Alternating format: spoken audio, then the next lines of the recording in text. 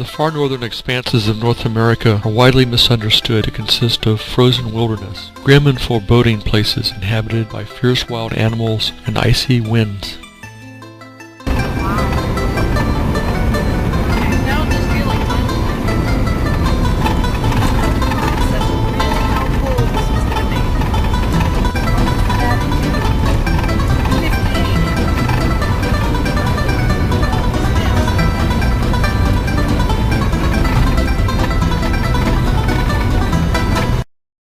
Yet the true nature of the North American Arctic and near Arctic is much different from its popular stereotype. Although it is true that these Arctic regions are largely pristine wilderness and are sparsely populated, their wildlife is mostly docile and their climate is extremely seasonal.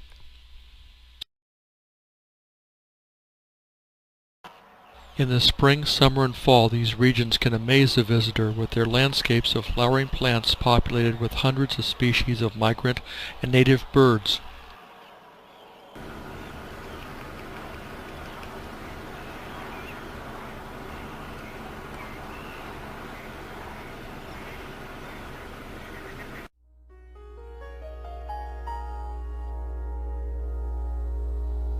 The unique geology of mountains, glaciers, river valleys, and tundra plains interplay with the southern sun and moon to create constantly changing vistas of shifting color and shadow.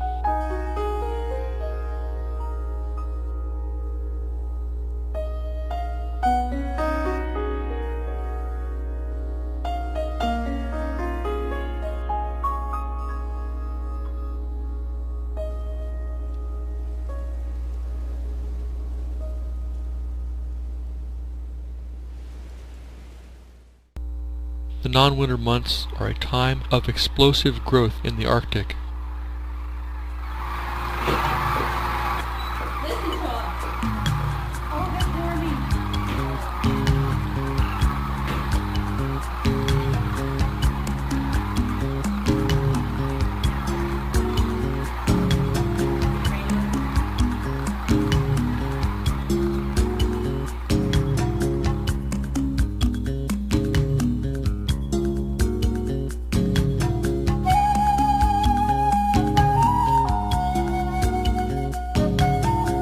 Two baby bunnies.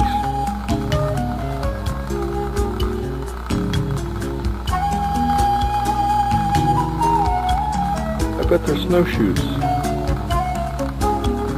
Snowshoe rabbits.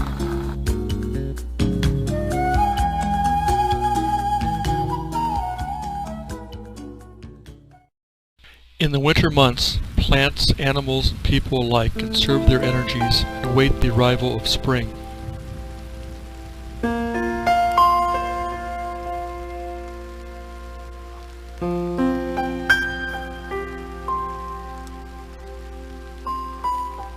Winter holds its own special beauty as it casts its snowy arms about the landscape, draping rock and tree in coats of pure white ice and snow, staging vast spectacles of drifting white powder punctuated with the sound effects of howling winds.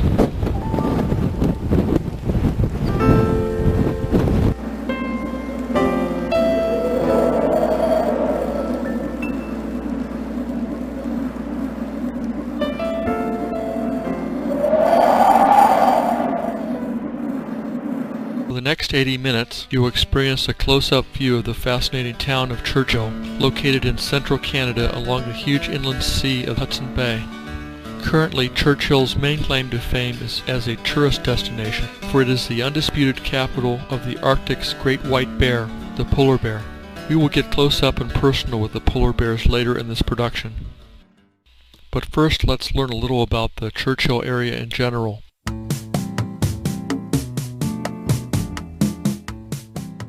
Port Churchill is in the extreme northern part of the Canadian Prairie province of Manitoba and has a population of about 1,100.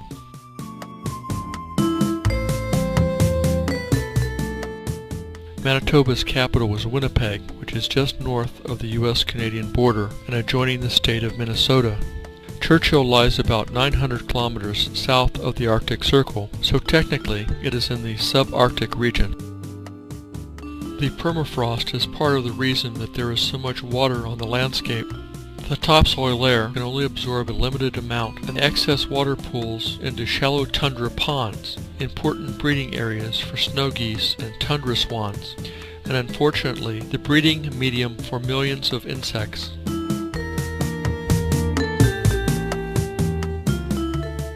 The landscape was shaped by retreating glaciers and by a retreating sea, Hudson Bay. Retreating glaciers deposited huge rocks and piles of rocky debris called scree in their path. Topsoil is thin and much of the ground cover consists of sphagnum peat moss and peat bogs called muskegs. The underlying soil is an icy layer of permafrost.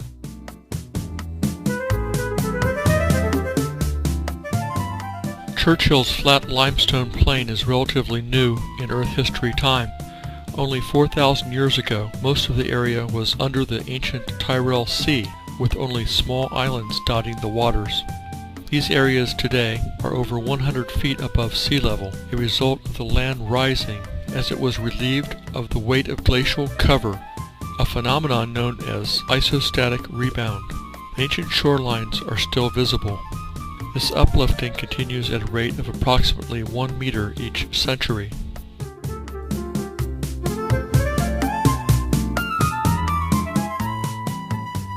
Water still covers half of the land's surface, and the area boasts the most extensive mantle of peat in North America.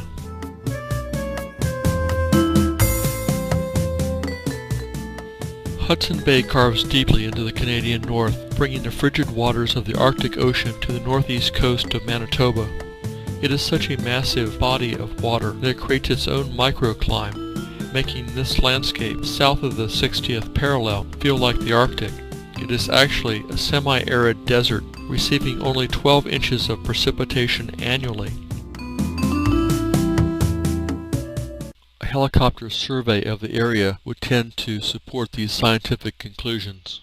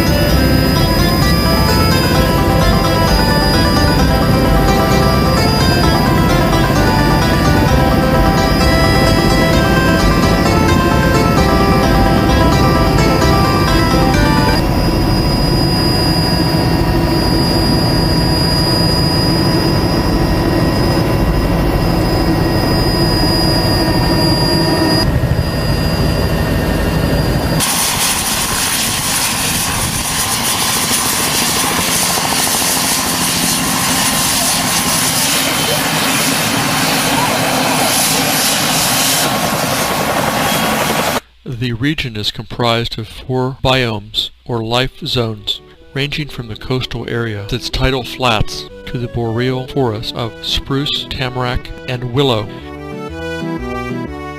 In between are vast expanses of tundra carpeted with ground-hugging plants, and the taiga, a mixture of wet and dry habitats, marshes, and grass plains dotted with sporadic trees.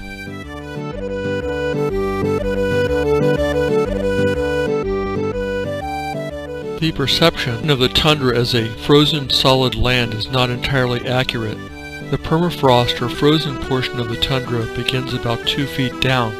It is ground that has been frozen for at least 2 years, supporting an upper layer of fragile topsoil on which Arctic plants survive. Since the solidity of the ground allows the plants to grow, if the soil is turned, the tundra vegetation loses its footing and disturbance plants, like willow, invade.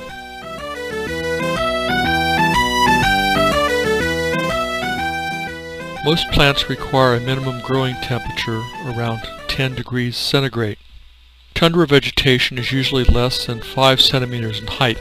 Keeping close to the ground allows them to self-insulate and avoid the harsh effects of the wind.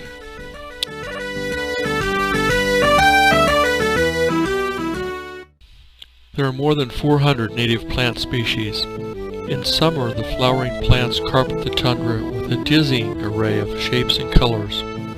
The dominant color seems to be purple, possibly owing to the length of the sun's rays. Even the Indian paintbrush here is purple, not red, orange, or yellow, as it is in western Canada. Mackenzie hedysarum grows in great profusion and attracts myriad insects.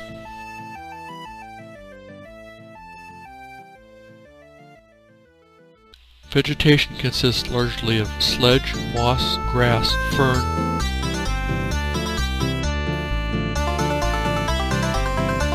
lichen, fireweed, Labrador tea shrub, white spruce, dwarf birch, willow, and alder trees. Hundreds of wildflowers also exist.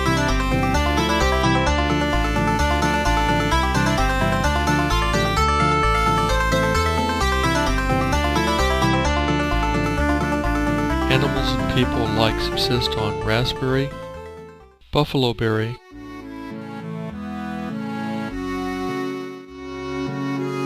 cranberry, currants, cloudberry, bilberry, crowberry, gooseberry, and lignonberry. This delicate Arctic ecology is protected and managed by the Manatoba provincial government.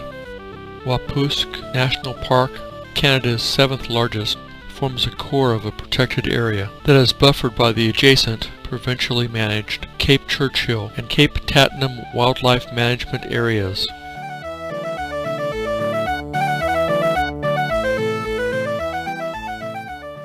The Churchill region has a fascinating history. Human habitation goes back 4,000 years, thousands of years before the first Europeans arrived. Aboriginal people such as the Pre-Dorset, the Dorset, the Thule, the Cree, the Dene, and the Inuit inhabited the area. Native people made good use of the seasonal cycles of game, fish, and berries in their search for food.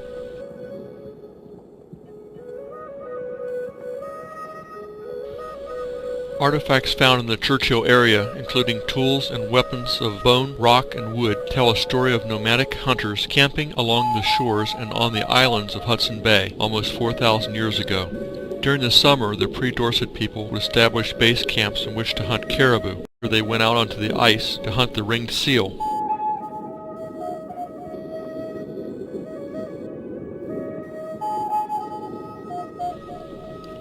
Around 600 BC, their descendants, the Dorset people, began to use the Churchill area. They differed from their ancestors in their use of tools, preferring harpoons to bows, and using kayaks to hunt seal, whale, and walrus.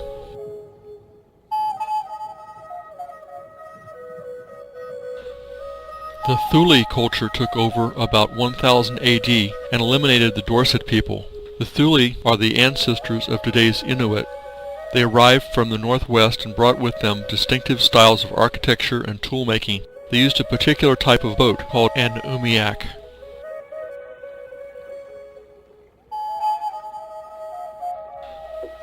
Occupation patterns are determined by the height above sea level, and the oldest sites of the pre-Dorset cultures are found on hilltops. These hills would have been islands when the Tyrrell Sea still covered much of the land. Further down are the remains of Dorset houses, then Thule settlements.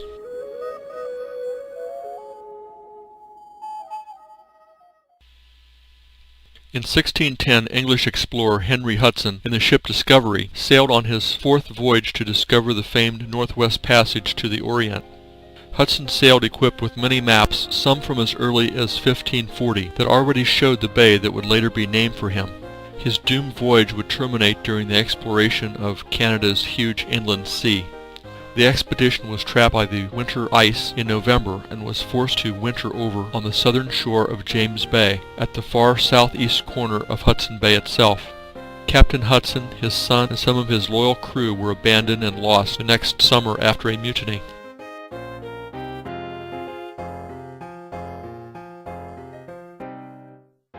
The early European explorers were attempting to navigate the Northwest Passage to reach the treasures of the Orient. The first group of 64 European men to camp along the Churchill River was part of a Danish expedition commanded by Captain Jens Munk. They arrived in the winter of 1619, but being unprepared for an Arctic climate, all but 3 of the 64 men perished, probably from trigonosis and exposure.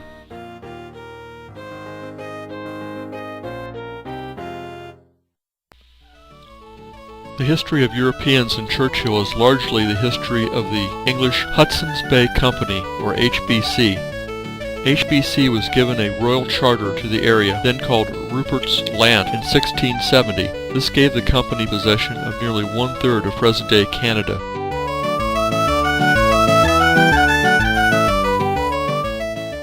The mouth of the Churchill River is rich in Canadian heritage. European explorers arrived in the area searching for the Northwest Passage.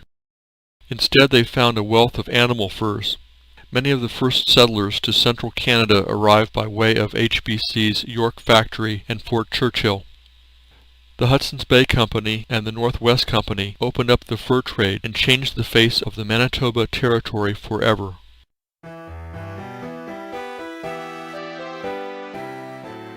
The burgeoning fur trade eventually brought both English and French explorers to Hudson Bay, resulting in numerous battles for territory along the coast. The French wanted the company out. During the company's first decades, French and English warships battled for possession of its trading posts.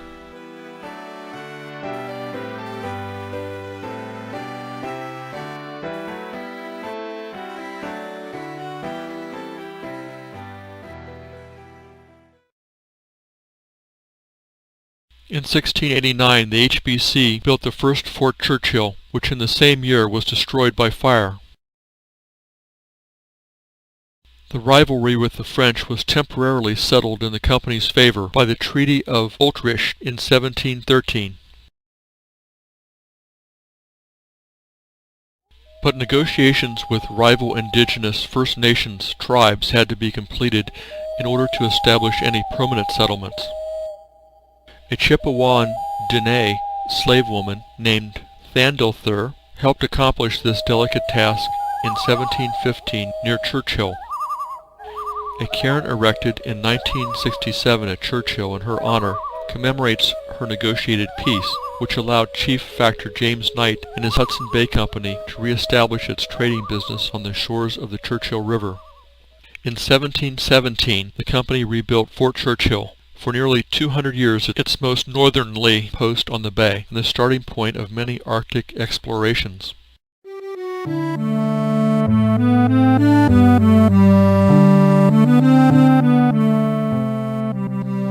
HBC began the construction of Fort Prince of Wales in 1731, a process that lasted for 40 years.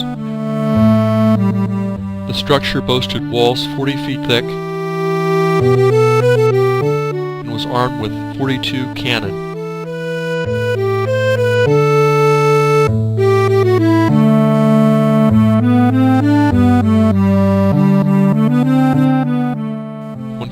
it was on a par with the French fort at Louisbourg, one of the most magnificent masonry structures in North America. In 1768, an astral observatory was established at the as yet uncompleted fort to study the transit of Venus across the sun.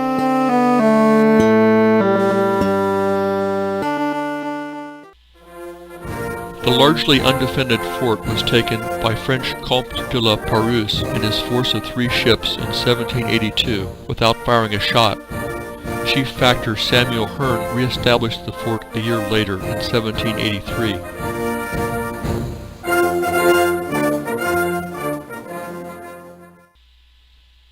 Fort Churchill's nearest neighbor was HBC's York Factory, located 250 kilometers southeast on the Hudson Bay coast, at the mouth of the Hayes River. The first European settlement was built there in 1684. This was not a factory in the modern sense, but a trading post. The term factor also means a person who is a trusted agent for an enterprise. For the factor was the man in charge, and his trading post was a factory.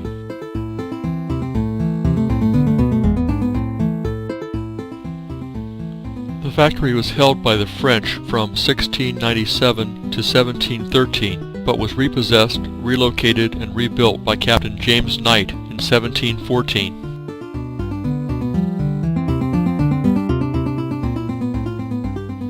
The factory was retaken and this time burned by the French in 1782, the same year that Churchill's Fort Prince of Wales fell to them.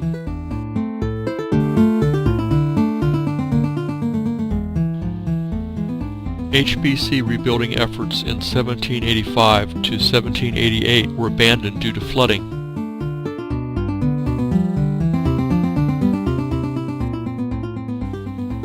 A permanent octagonal structure was built in 1788. Unfortunately, its rigid stone and brick foundation was unstable in the Canadian permafrost and quickly fell apart. The factory was rebuilt in its present square form in 1831.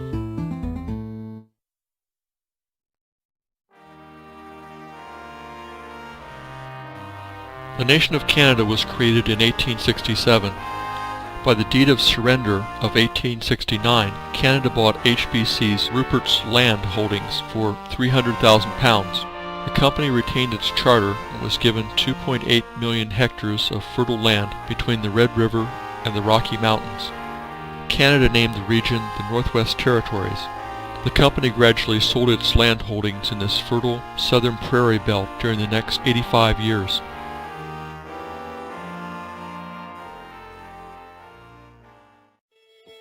The Métis people emerged in central Canada after the start of European incursion as a mixture of indigenous women and the Scottish male settlers that they intermingled with.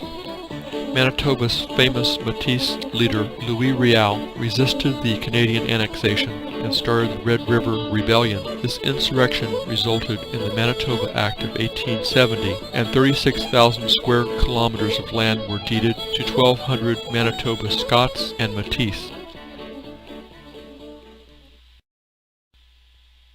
In 1912, the HBC opened a chain of department stores and has emerged as one of Canada's leading retail organizations.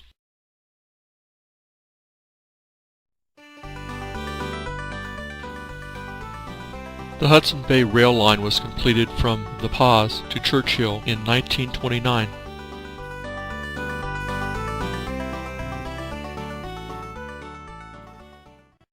In 1931, Churchill's grain terminal elevator was built by the government, and the town of Churchill was moved to the east side of the river.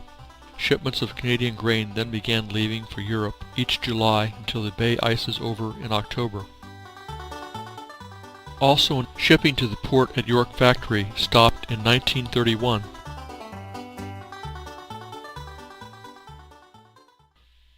In 1942, during World War II, the U.S. Army and Canada built a new Fort Churchill in response to a threat by German submarines, rumored to have been spotted in Hudson Bay. At one time, it was the largest U.S.-Canadian military installation in the world, housing 4,500 servicemen and support staff. After the war, it became a training and experimental center. It was abandoned in 1964.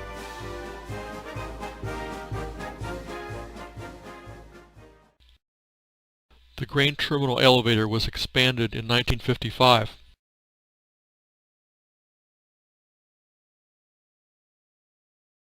In 1957, the U.S. Air Force built an experimental rocket range 24 kilometers east of town.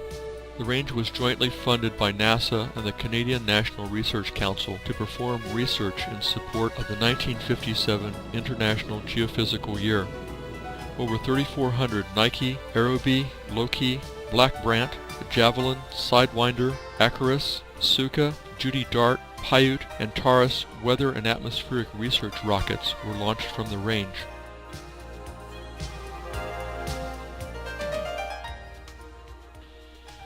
The range closed in 1958, but was reopened in 1959 by the U.S. Army for its sounding rocket program. The complex was largely destroyed by fire in 1960 and was abandoned by the U.S. in June 1970. It was taken over again by the Canadian National Research Council to support the Canadian Upper Atmosphere Research Program.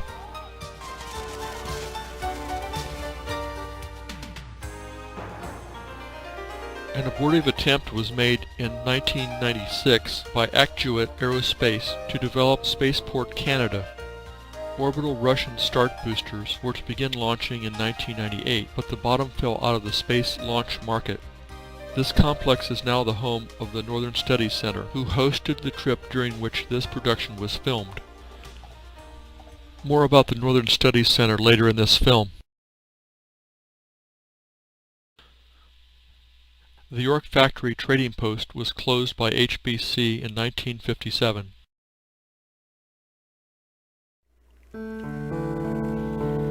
On September 14, 1960, the freighter MV Ithaca was caught in a windstorm while shipping nickel from Rankin Inlet to Montreal.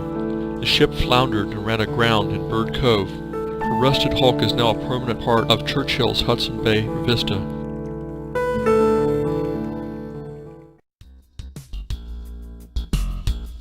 York Factory was declared a National Historical Site in 1960, was then taken over by Parks Canada in 1968.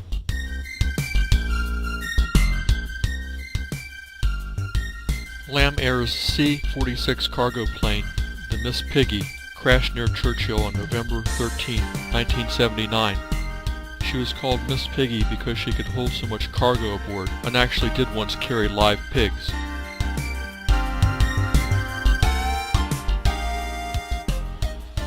Fort Churchill closed in 1980 and most buildings were destroyed. The present civil airport now operates from these facilities.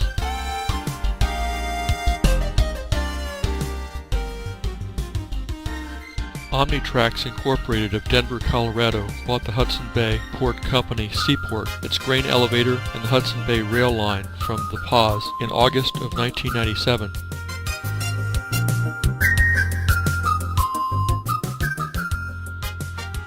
The SARSTAT Station Search and Rescue Satellite Tracking System has one of its 3 stations in Churchill.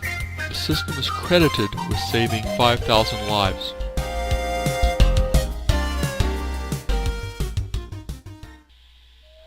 The Aboriginal inhabitants of the region today are Inuit, Dene, and Cree, 3 nations who were trading together at this gathering place long before the white man discovered the riches of the New World.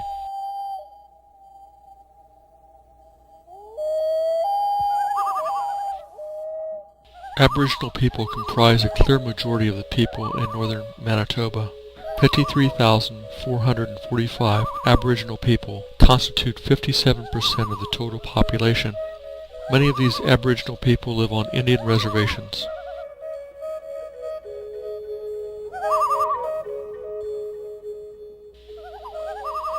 About 8,000 of these northern native people are Métis, of whom about 600 live on reserves and 7,400 elsewhere.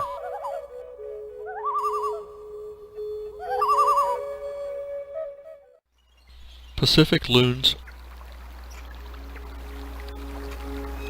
Arctic terns, gulls, Jaegers, willow ptarmigan, longspurs, sandhill cranes, gray owls, snowy owls, ducks, geese, gray jays, ravens, falcons, bald eagles, tundra swans, and pelicans all reside near Cape Churchill.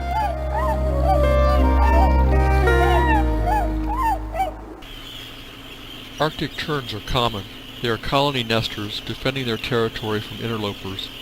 Although nests are built on gravel scrapes where there is little cover or camouflage, the entire colony mines each nest, flocking to attack any outsiders that venture too close.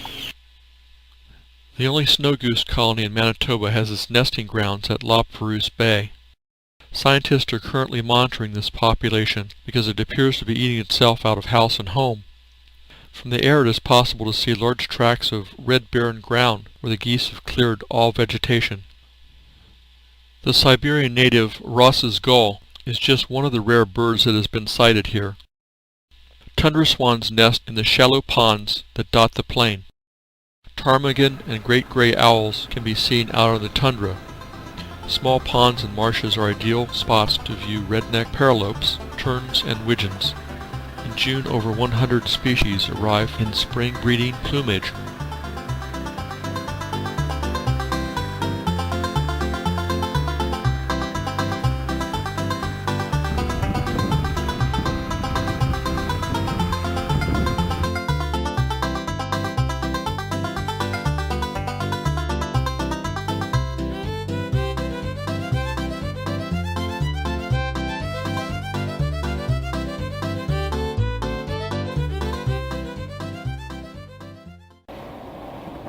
Locals claim that birding here is particularly rewarding because it is possible to view many species at close range without any obstacles like trees getting in the way.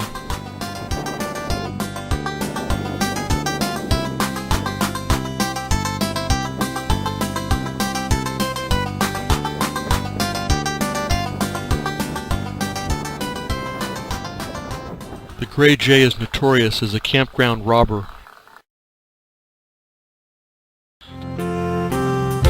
Regional land animals include wood bison, lynx,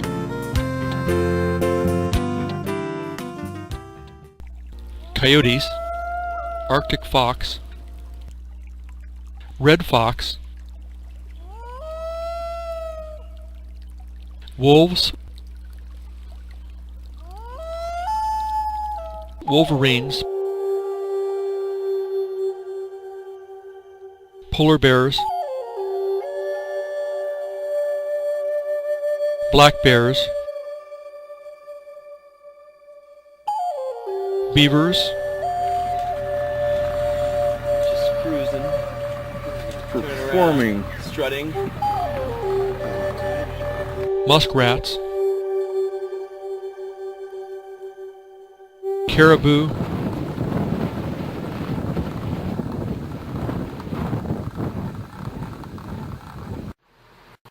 moose, Nice rack. white-tailed deer, elk, pine martens, otters,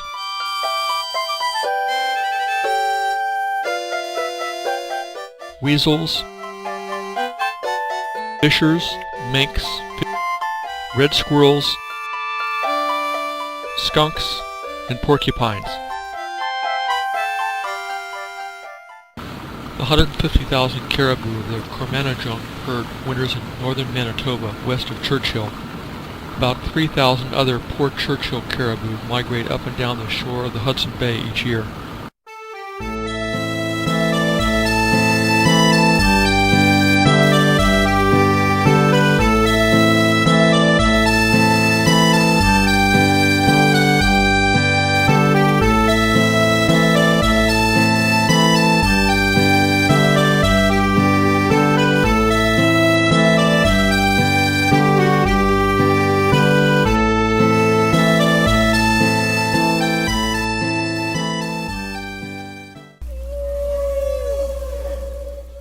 Sea animals include orcas, seals, and beluga whales.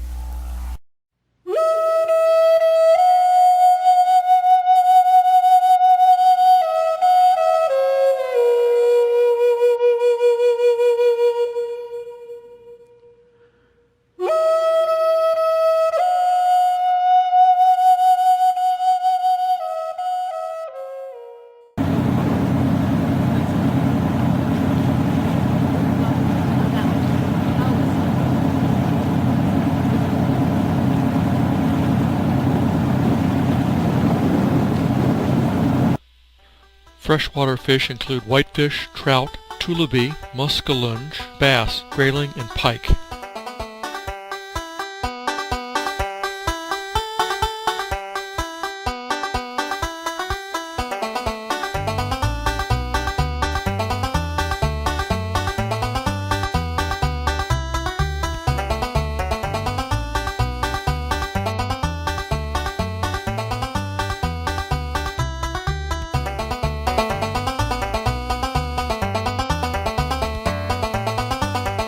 Saltwater fish such as Arctic char and cod are very common.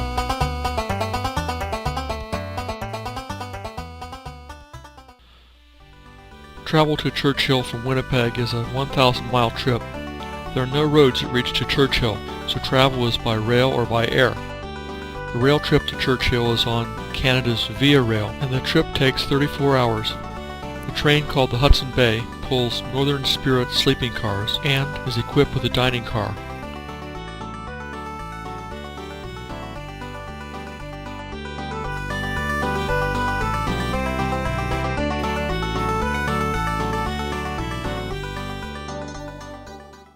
Several small airlines fly passengers from Winnipeg to Churchill.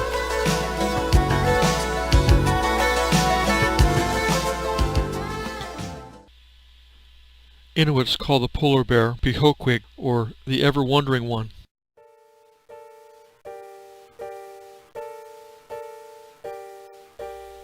The Cree name for the white bear is Wapusk, which has come to symbolize the area. Polar bears are the largest terrestrial carnivore, weighing an average of 1,000 pounds. Despite their size, they can travel at speeds up to 30 miles per hour. They can pick up a scent 32 kilometers away and detect a seal buried under 3 feet of snow and ice. They have no natural enemies and no fear.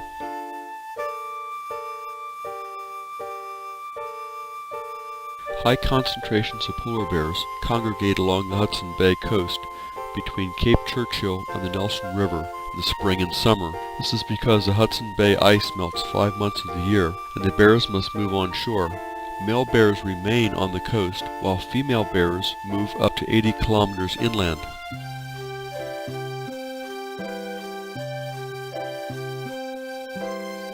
Because seals hunted on the sea ice is their primary food source, most bears move northwards to the coast in autumn to await ice reformation.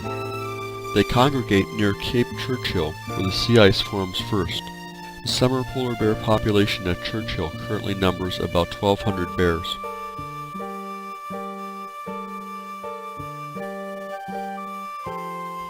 Mating occurs out on the ice during the spring. As the ice melts, the bears are forced ashore. The warm water currents from the Churchill River cause ice dams to form southward along the coast in the fall. Consequently, it is here that the bears return each summer until the winter freeze.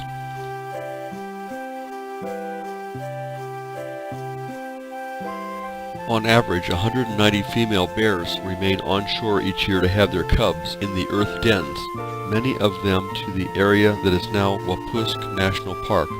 During the autumn months, pregnant females make their dens, digging a hole in the face of an esker or small hill, which will be sheltered by the snow once winter comes. Cubs are born in March and stay with the mother for 2 years. Should the cubs survive, the mother will not be able to mate again for 2 or 3 years.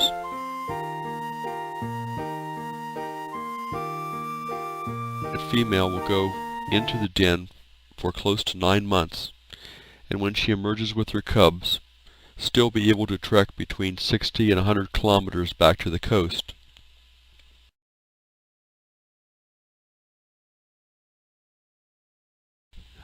It is rare to see males and females together on land. Males will attack unprotected cubs in order to make the females available to breed.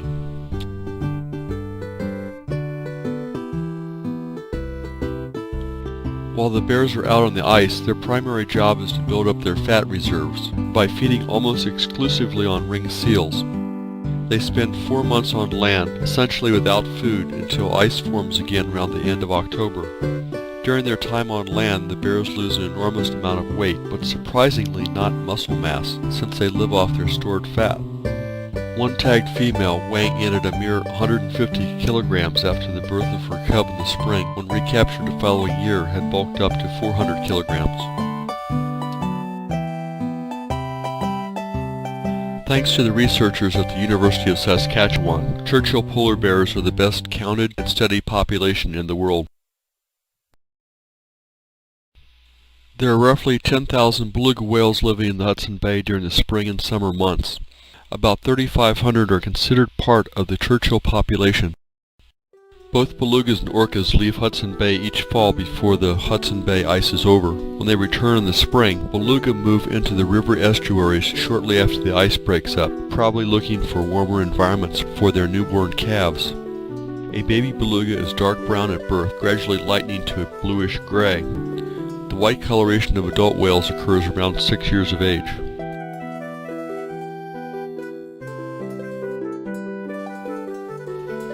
The whales here grow to between 3 and 4 meters in length, with an average weight around 400 kilograms, somewhat smaller than the belugas found in more northerly waters. They have up to 40 fully developed teeth and feed on capelin, crab, shrimp, and Arctic char. The fact that they are minus a dorsal fin is possibly an adaptation to their northern environment, facilitating their movement under ice. They also differ from most cetaceans in their spinal structure. The 7 upper vertebrae are not fused, giving them an articulated neck. The Churchill Northern Studies Center, or NSC, is located 23 kilometers east of the town of Churchill, in the buildings of the old Churchill rocket range. This range was the site of pioneering research into the upper atmosphere in the 1950s and 60s.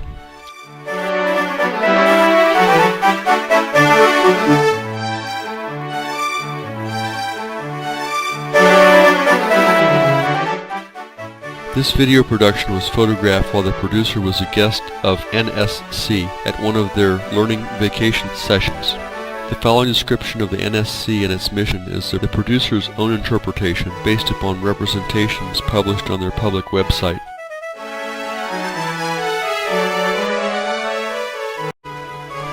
Founded in 1976, the Churchill Northern Studies Center is an independent, non-profit research and educational facility. They provide accommodations, meals, equipment rentals, and logistical support to scientific researchers working on a diverse range of topics of interest to scientific studies of the Arctic region. In addition to research, the center facilitates a wide range of educational programming, ranging from general interest courses for the visiting public to university credit courses for students.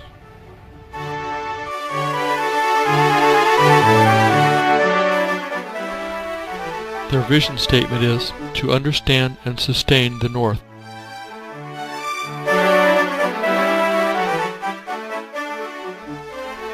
Their mission is to promote and facilitate Northern research towards an understanding of its physical environment, social issues, and economic development, including sustainable resource development and use, and to promote and facilitate North-South understanding by providing a forum for dialogue on significant issues involving the far northern regions.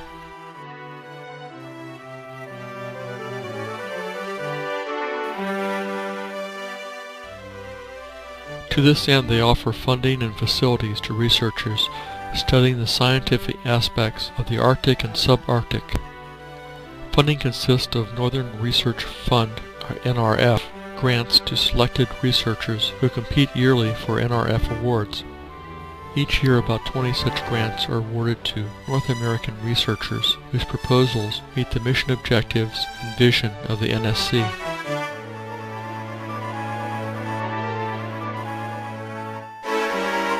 Facility support consists of logistical support in the form of lab equipment, communications, computer support, food, shelter, and transportation.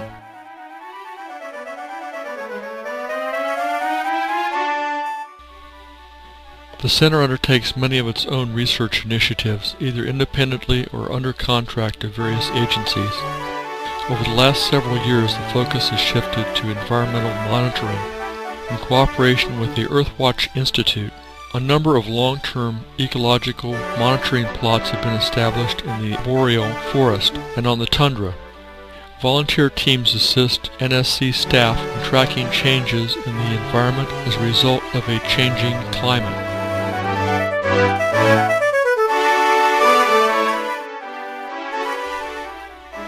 The data will eventually be forwarded to the Ecological Monitoring and Assessment Network for comparison to other regions of the country. NSC also participates in the NASA Aerocan Sun Photometer Network and collects data on aurora radio wave emissions for Dartmouth College.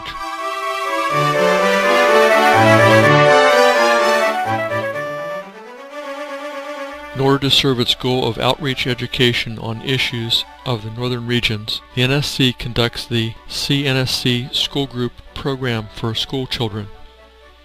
It's an intensive 3 or 5 day program that explores the 3 distinct biomes of the Canadian subarctic and offers daily hands-on environmental field trips and ecological awareness education to young students. 2 other NSC outreach education programs are Learning Vacations and Elder Hostel programs. Both of these programs draw paying, non-academic adult guests to the NSC to learn about northern environmental issues, as well as to experience firsthand the natural world of the subarctic. Guided tours of the area are an important bonus. So try and keep where that is in your mind. On the left goes up here. Great White Bear Tours has another shot, which is a pretty nice gift shop to look at if you're interested.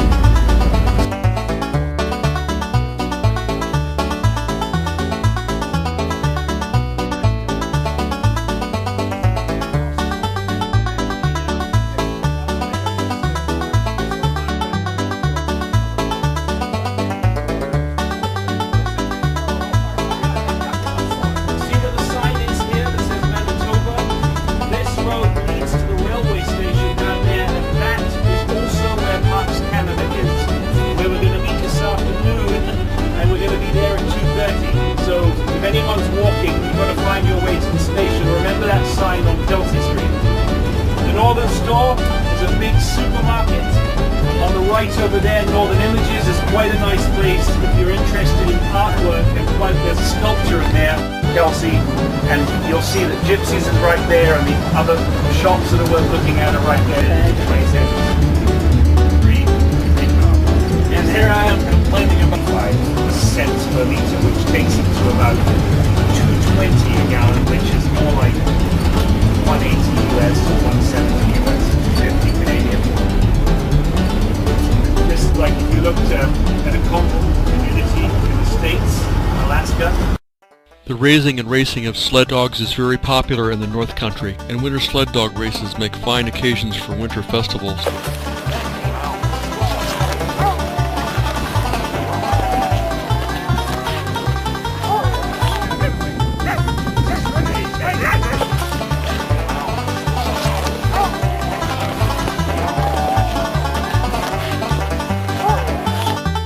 Once the dogs are harnessed and hooked up to the sled, they are ready and eager to run.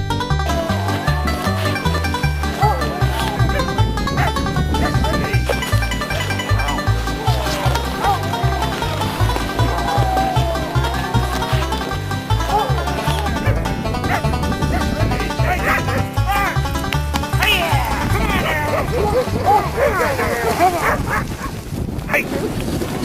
On fire!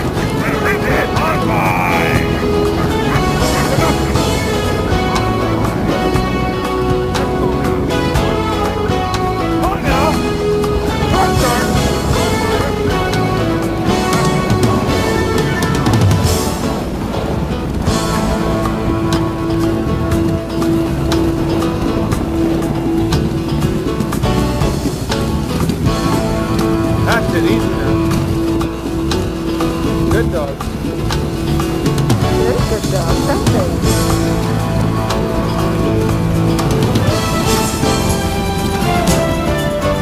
Gotcha, corner.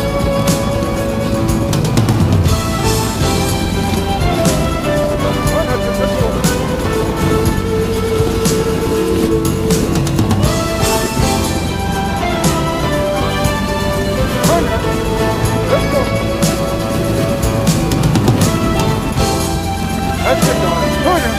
Up the hill. Up.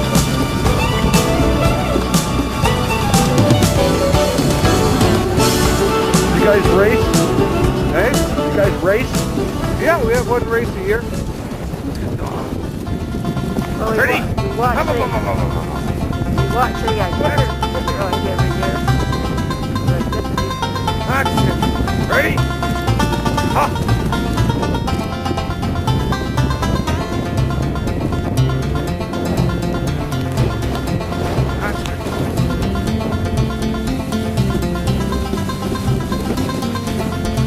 Easy now.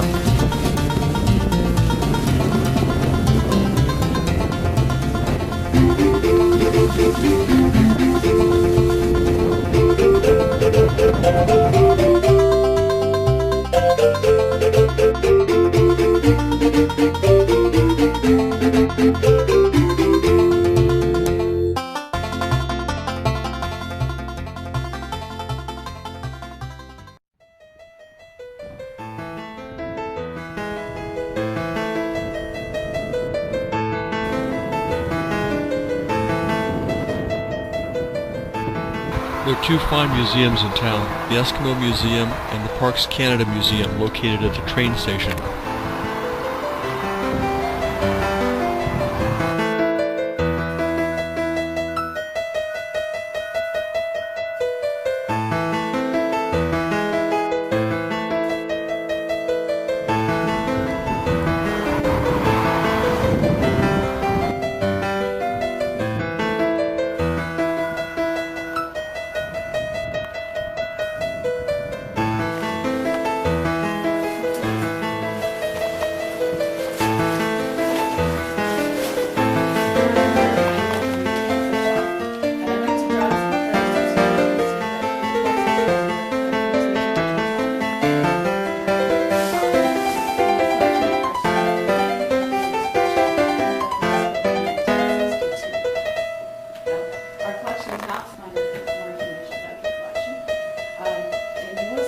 This is the golden eagle. These are narwhal tusks.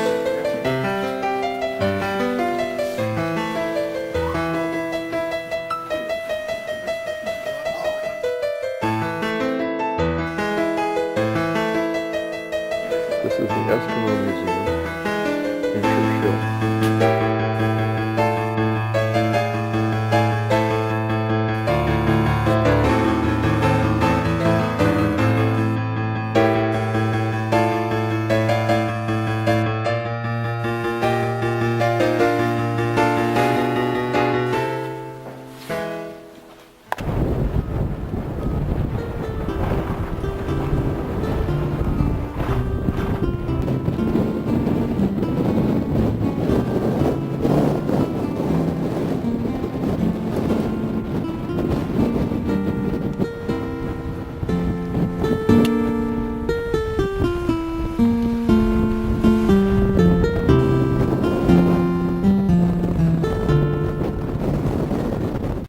The Parks Canada Museum is visited by both two- and four-legged visitors. Right in the parking lot, right in front of you. It's cute.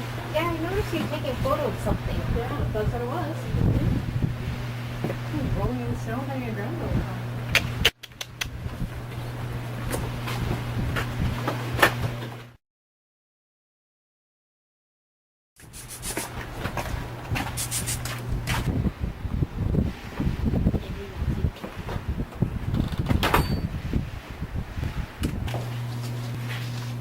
Do you think? I don't think.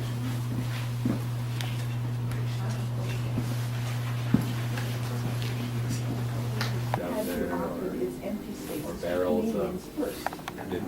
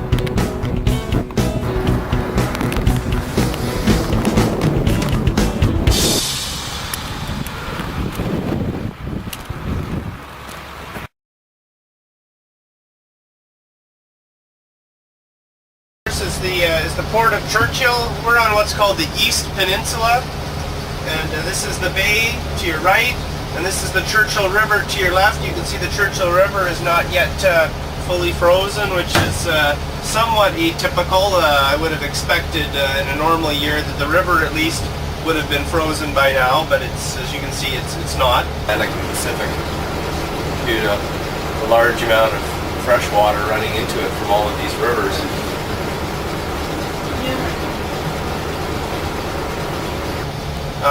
The port of Churchill was constructed back in the 1920s.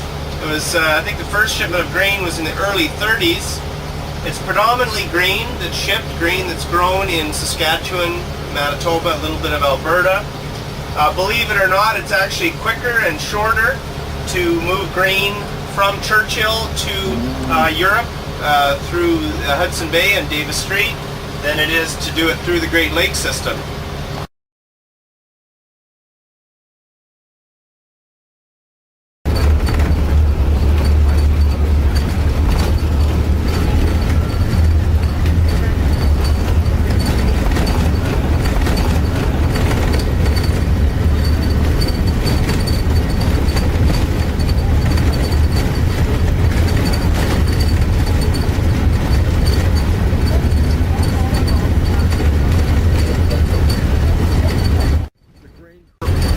Grain processing terminal.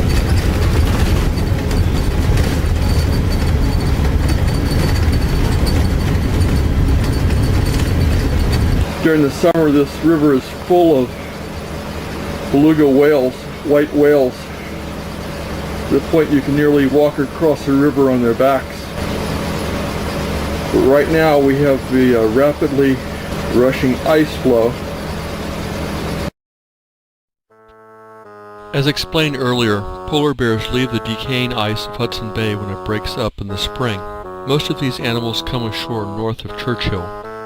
They basically kill time on land until the ice reforms south of Churchill in November. The government's solution to this problem is to apprehend and deport any bears found within the city limits. These bears are darted or trapped, and many are incarcerated in what is locally known as the bear jail. The bear jail contains 22 holding pits where errant bears are held awaiting air transport to points north of Churchill. Like to picture that sign, but locally known as the Polar Bear Jail. That door's lifted. That building contains 23 concrete cells. And they are about as big as from Europe to me, and about a couple of meters, out like that, in a square. So they can put 23 bears in there, but then they put mothers and cubs together, and they bring them in a truck, unconscious, and knocked out with these drugs we've been talking about. And they take them in there, or else they bring them in a trap. They never knock them out, but they just take the trap in there, and the bear can be released straight from the trap into the cell. They hold them here until weather is okay. Bring them out, and the helicopters come right here, and then the bears are taken in nets that hang underneath the helicopter on a winch, and they take them up the bay 30 miles or something. Not far enough, by a long way, but they take them away. And sometimes when the ice is pretty much ready for them to go out, if they take them up there, they're not really going to come back.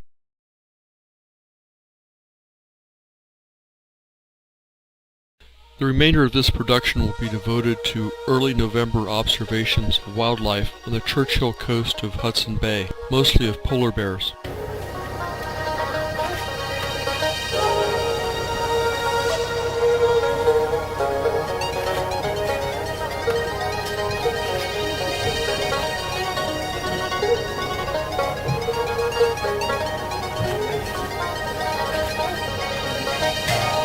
Hey, little guy.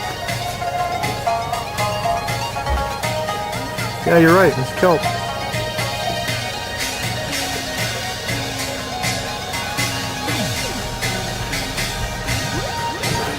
Polar bears are coming.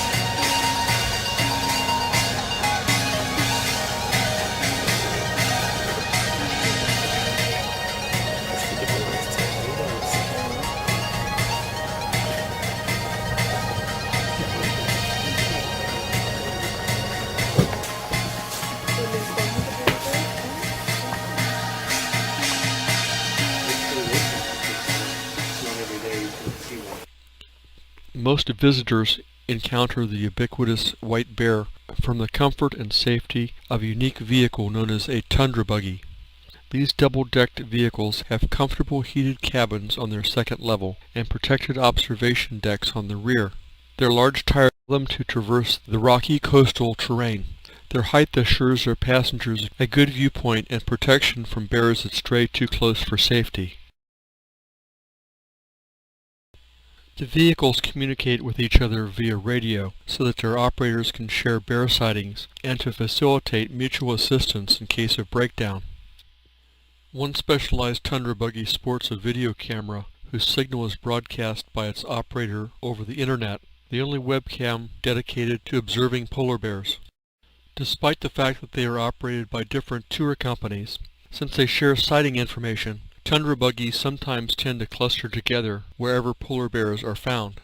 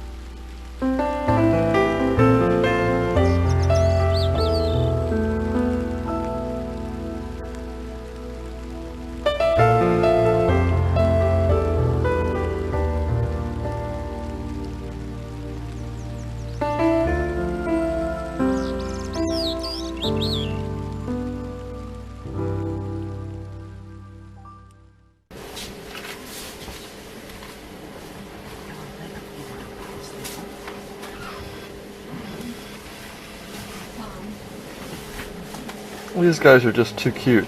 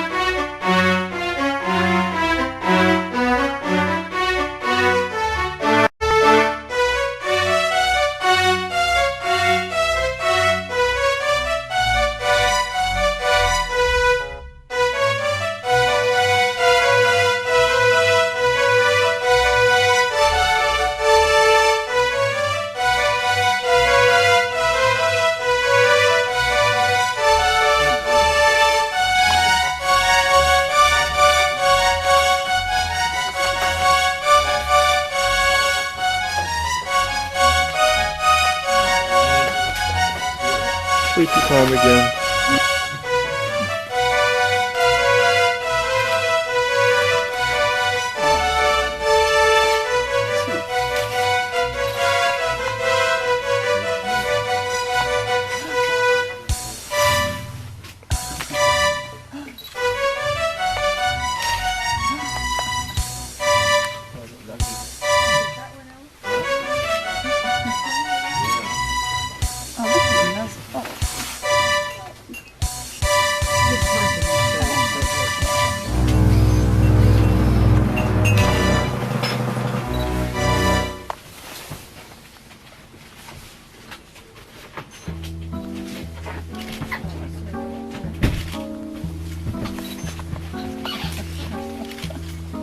Nice dental display.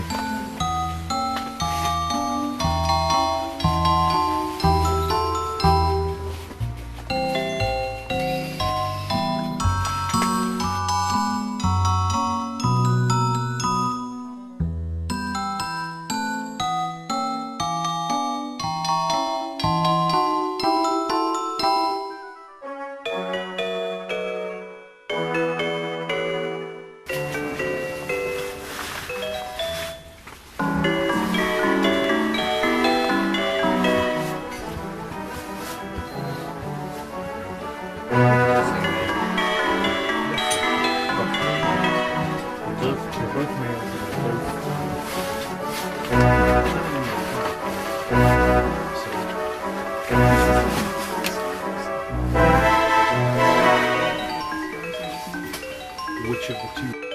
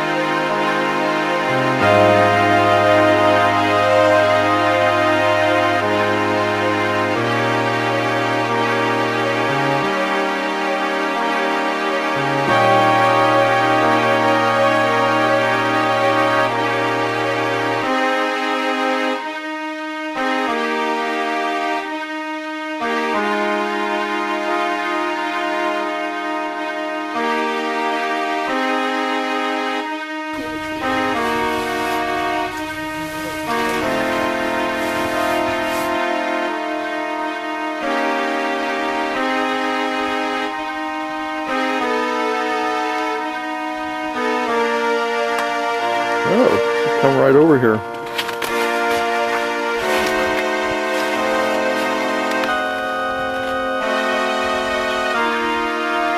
I knew she'd check out those ham sandwiches.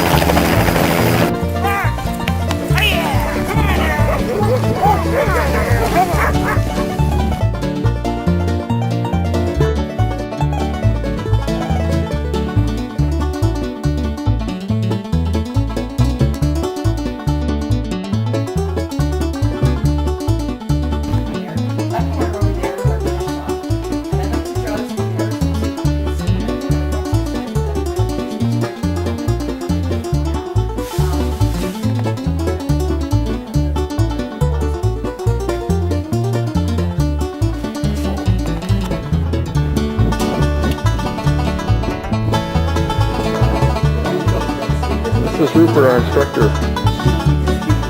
Hi.